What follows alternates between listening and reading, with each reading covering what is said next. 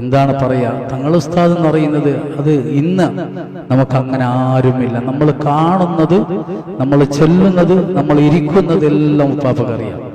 ഒരു ദിവസം എൻ്റെ ബാപ്പാക്ക് 2 കാലിലും വെള്ളം വന്നപ്പോൾ ഞാൻ മംഗലാപുരത്ത് കൊണ്ടുപോയ സമയത്ത് അവിടുത്തെ ഡോക്ടർ മുക്കുന്ദ പറഞ്ഞു, നിന്റെ ഉപ്പാന്റെ കിഡ്നി പോയി. എൻ്റെ സ്വന്തം അഭിപ്രായം പറയാം.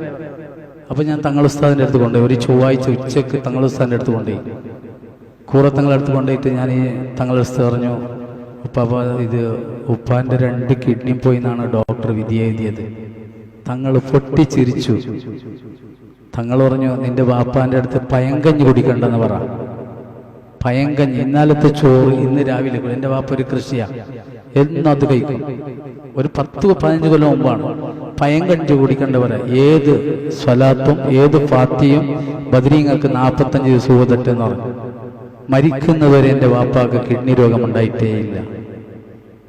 അങ്ങനെയുള്ള ഒരുപാട് കറാമത്തുകൾ കാണിച്ച ഒരു മഹാനാണ് നമുക്ക് ഈ ലോകത്ത് നഷ്ടപ്പെട്ടു പോയത്.